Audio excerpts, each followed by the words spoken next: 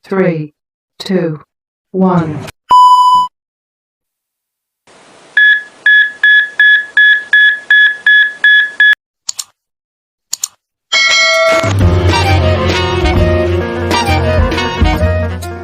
Video pembelajaran kali ini untuk memenuhi tugas ujian akhir semester 1 dengan mata kuliah Komputer Pendidikan Matematika dengan dosen Bu Nurina Ayuning Tias, SPD MPD.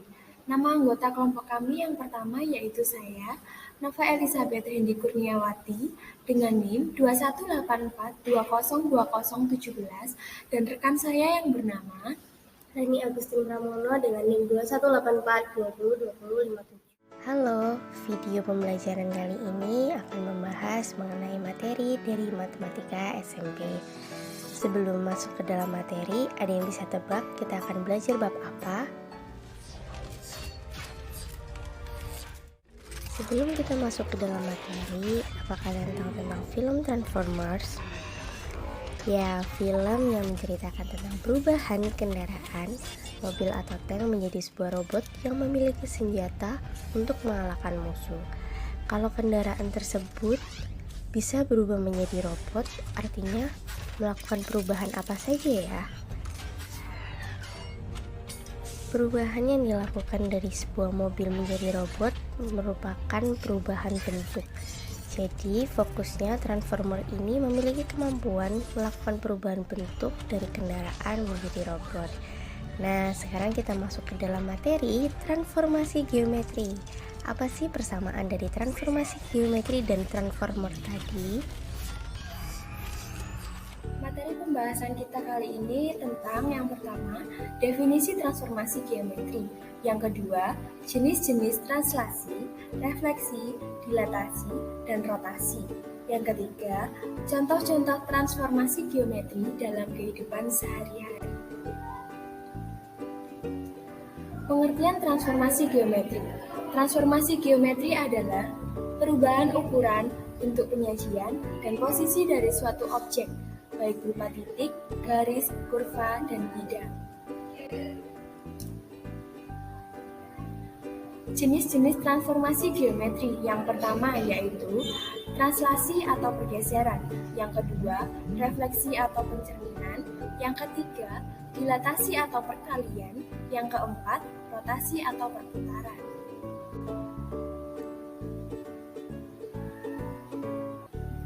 Berikut kita akan masuk ke dalam topik pembahasan translasi.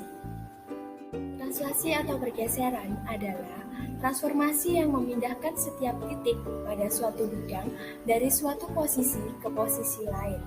Dengan rumus, kita misalkan P di posisi X, Y, kemudian ditranslasikan dengan A, B, maka posisi pergeseran dari P menjadi X ditambah A dan Y ditambah B. Rumus dalam pergeseran, titik dimisalkan dengan koordinat XY, bergeser atau bertranslasi sebesar A, B, maka koordinat bayangannya menjadi tadi X ditambah A, Y ditambah B. A adalah pergeseran sumbu X.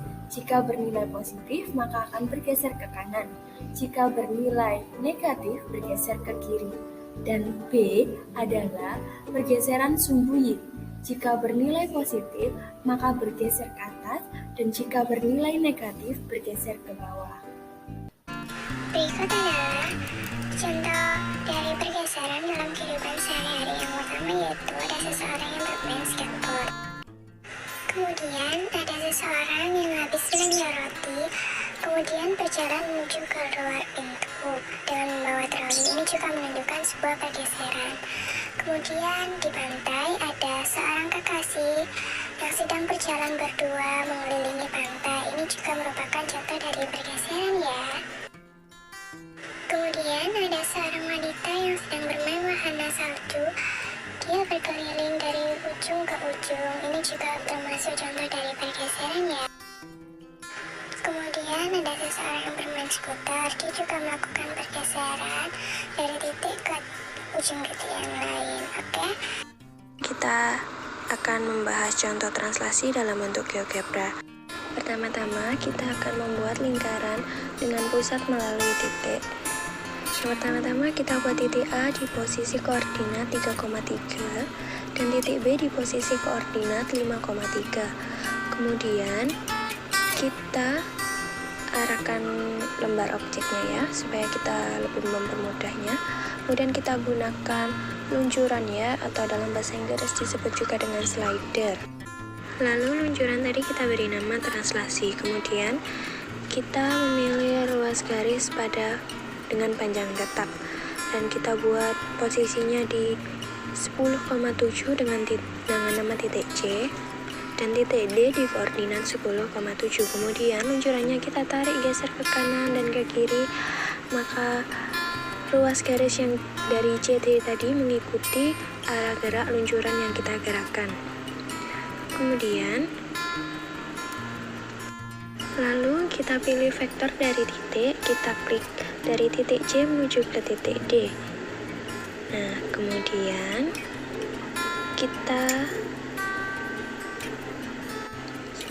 setelah itu kita pilih yang tanda panah ya, untuk menggeser vektor tadi agar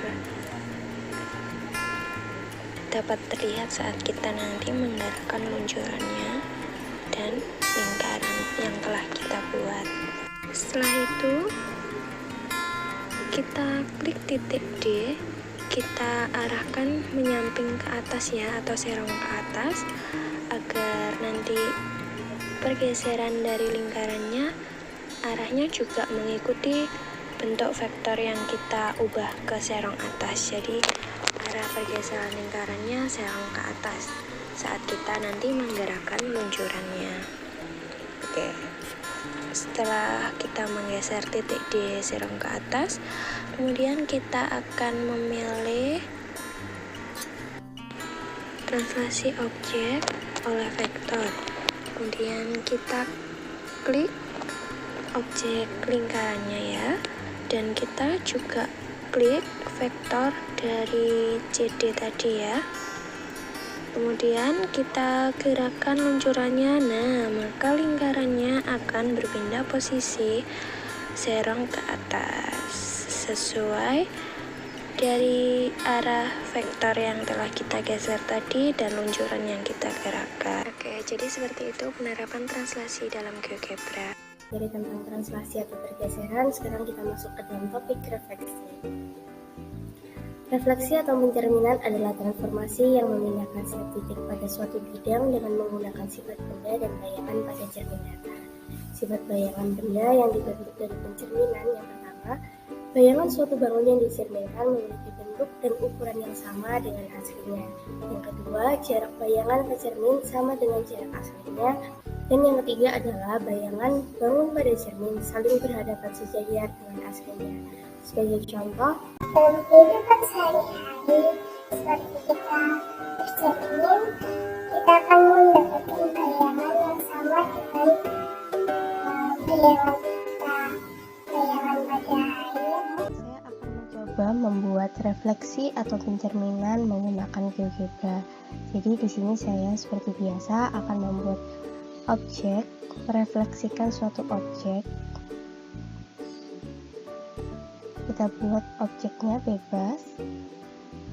Kemudian kita klik refleksi objek pada garis. Di sini terdapat keterangan, pilih objek yang akan dicerminkan, kemudian garis cerminnya. Jadi objek ini segitiga ABC saya akan refleksikan terhadap garis atau sumbu X. Nah, maka diperoleh hasil refleksinya seperti gambar berikut.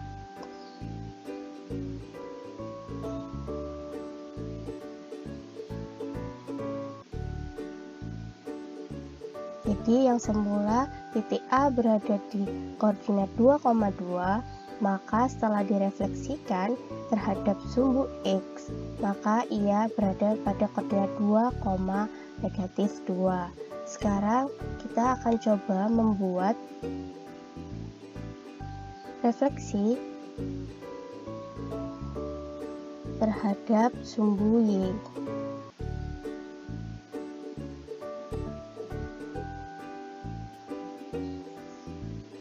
Kita pilih refleksi objek pada garis, kita klik bangunnya, kemudian kita refleksikan terhadap sumbu Y, kita klik garisnya. Nah, maka diperoleh hasil pencerminan dari persegi DEFG seperti berikut.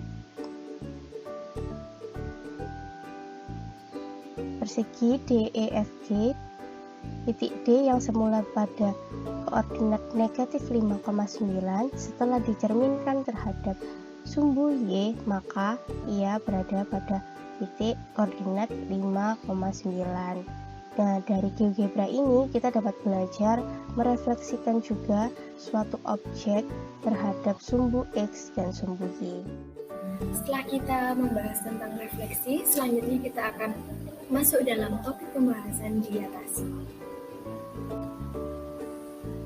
Dilatasi atau perkalian adalah transformasi yang mengubah ukuran setiap titik pada suatu bidang akibat perkalian dengan faktor skala terhadap titik. Dan rumus, dimisalkan P dengan posisi XY didilatasikan dengan 0,K, maka posisi dilatasinya menjadi Kx, Ky.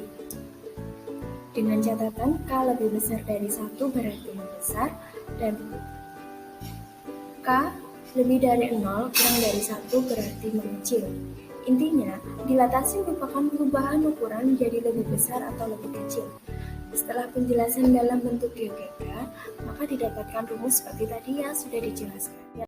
Dilatasi atau perkalian. Transformasi ini berfokus pada perbesaran atau pengecilan suatu objek.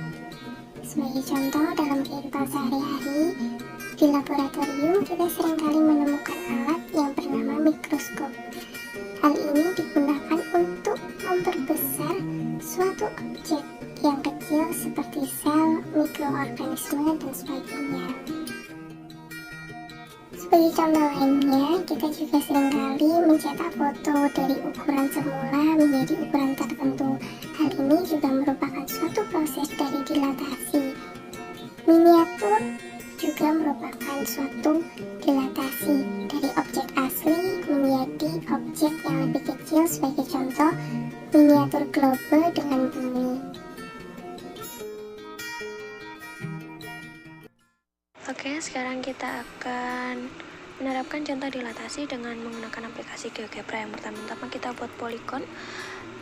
Titik A di koordinat 2,3, titik B di koordinat 6,3, titik C di koordinat 6,1, dan titik D di koordinat 2,1. Lalu kita buat titik baru di koordinat 0,0. Lalu kita pilih dilatasi objek dari titik dengan faktor. Kita pilih ya titik A, kita dilatasikan terhadap titik E, maka didapatkan posisi dari dilatasi titik A ada di koordinat 4,6. Jadi A semula di posisi 2,3, setelah didilatasikan posisinya ada di 4,6.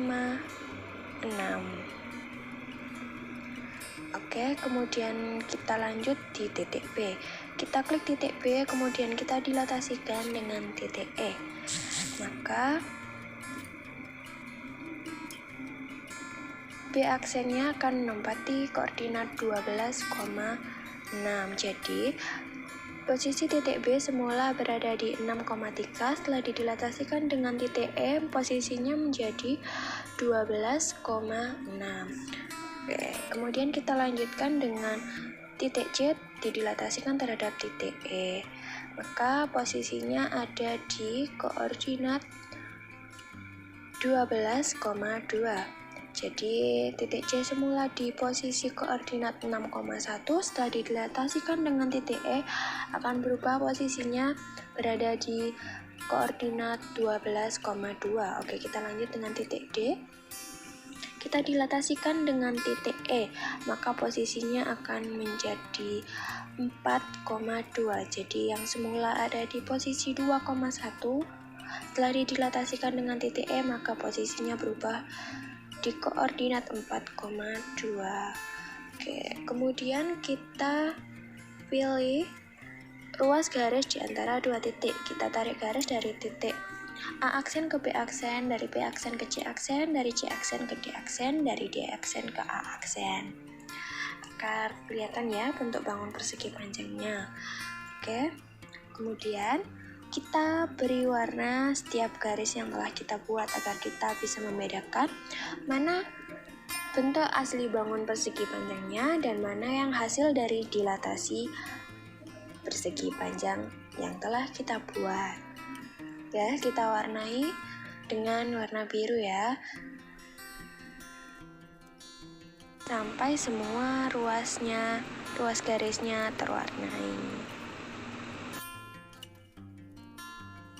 Jadi, bangun persegi panjang yang berwarna biru adalah hasil dilatasi dari persegi panjang yang berwarna merah ya. Oke, jadi begitulah penerapan dilatasi menggunakan aplikasi GeoGebra. Materi dilatasi, sekarang kita lanjut ke materi rotasi. Rotasi atau perputaran adalah transformasi yang memutar setiap titik pada suatu bidang dengan sudut dan arah tertentu terhadap titik acuannya. Jadi di sini jika diketahui titik B, kita akan rotasikan dengan titik acuan 0,0 sudut A, maka diperoleh seperti pada tabel. Jika titik koordinatnya berarti X, Y, kita rotasikan sebesar sudut 90 derajat, maka memperoleh hasil min Y, X. Dan jika kita rotasikan di sudut negatif 90 derajat, maka hasil rotasi perputarannya menjadi Y, min X. Jika diketahui di titik P, X, Y, kita rotasikan sebesar sudut A 180 derajat, maka ia memperoleh rumus min X, Y. Hal ini juga berlaku pada negatif 270 derajat dengan positif 270 derajat. Di sini saya akan menjelaskan mengenai rotasi atau perputaran menggunakan aplikasi GeoGebra. Langkah pertama, kita buat dahulu objeknya bebas, boleh segitiga, segi 4, segi 5 beraturan. Di sini saya membuat contoh segitiga. Kemudian kita buat titik, karena kita mau meratasikannya terhadap titik 0,0. Kemudian kita buat slider di lembar kerja kita, bebas di mana. Kemudian kita akan merotasikannya terhadap sudut alfa dengan nilai minimumnya 0, maksimumnya 360 derajat dan kenaikannya 1. Setelah membuat slider, kemudian kita input di sini. Rotate, kita pilih objek, sudut dan titik objeknya, kita ganti T1. Sudutnya kita ganti karena kita mau merotasikannya terhadap sudut A tadi. Kemudian titiknya kita ganti menjadi D. Nah, di sini sudah terlihat objek yang dirotasikan. Jadi dari sudut titik A berada di koordinat 1,1, setelah dirotasikan terhadap 0,0, dirotasikan sebesar 45 derajat, maka titik A berada pada koordinat 0,1.41. Sekarang kita coba rotasikan 90 derajat, sudut A 90 derajat, maka titik A yang semula berada pada koordinat 1,1 berada pada koordinat negatif 1,1. Jadi dari aplikasi GeoGebra ini kita dapat membuat luncuran atau slider ini sesuai dengan sudut yang kita mau. Jadi kita bisa mengetahui jika misal berada pada sudut 280 derajat, maka titik C yang semula berada di koordinat 4,2 maka menjadi berada di koordinat 2,66, negatif 3,59. Ini merupakan salah satu contoh dari rotasi menggunakan aplikasi GeoGebra. Berikut merupakan contoh dari perputaran atau rotasi. Jadi di sini GeoGebra juga dapat membuat slider berbentuk jam dinding dengan arah jarum jam tersebut menunjukkan besar suatu sudutnya. Dalam kehidupan sehari-hari, Seringkali kita juga menemui berbagai contoh dari rotasi atau perputaran itu sendiri. Secara sederhana dapat kita temui dalam permainan bola futsal. Bola yang menggelinding juga merupakan suatu contoh dari rotasi. Kemudian suatu kendaraan truk, kita berfokus pada rodanya. Roda yang berputar juga menunjukkan suatu rotasi. Kendaraan bermotor, dan hal ini juga terjadi di dalam roda sepeda.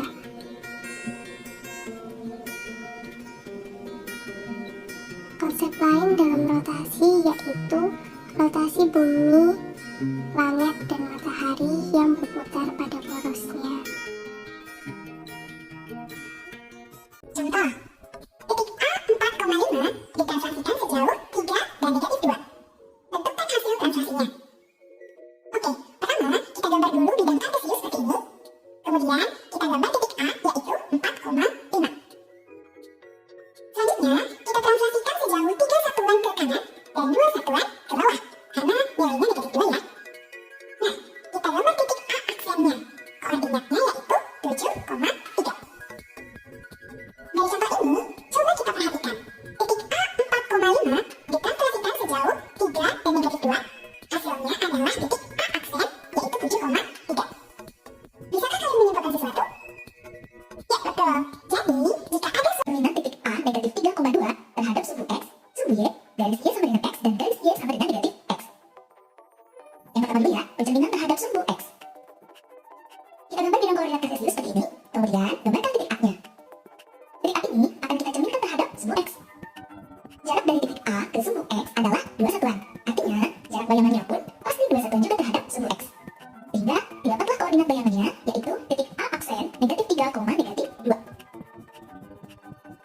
Lanjut, pencerminan terhadap sumbu Y.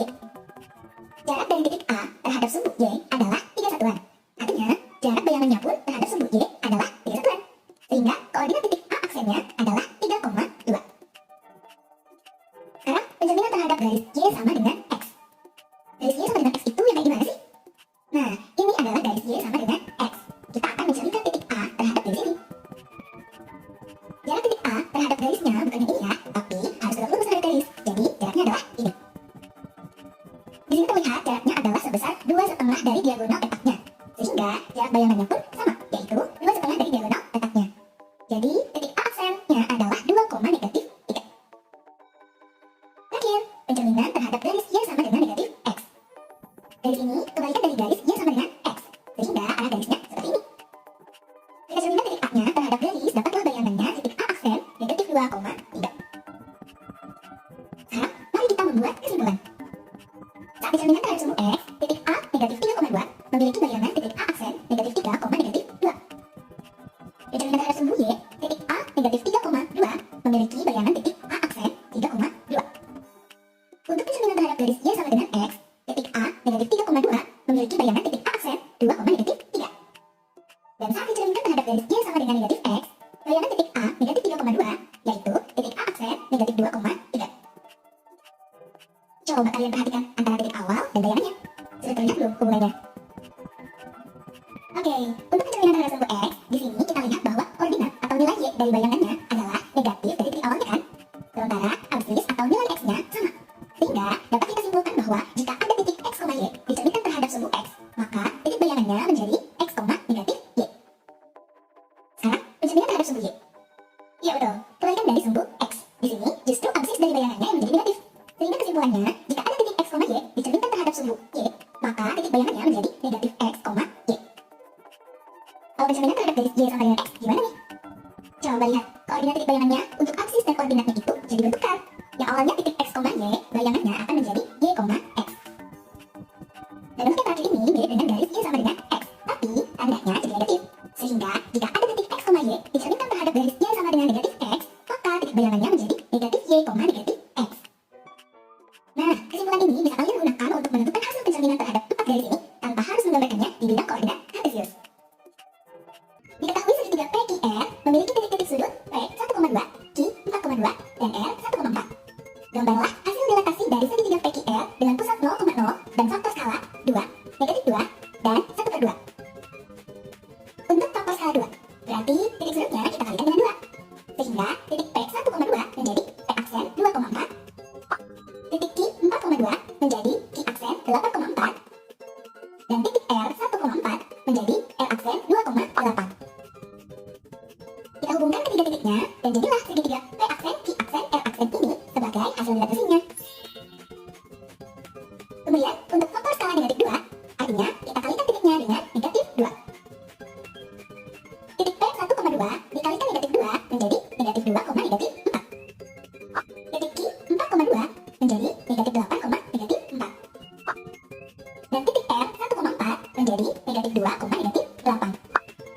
Kita hubungkan lagi titiknya. Nah, beginilah hasil dilatasi segitiga PQR dengan faktor skala negatif 2. Lanjut untuk faktor skala 1/2. Kita kalikan titiknya dengan 1/2.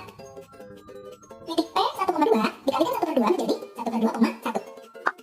Titik Q 4,2 menjadi 2,1.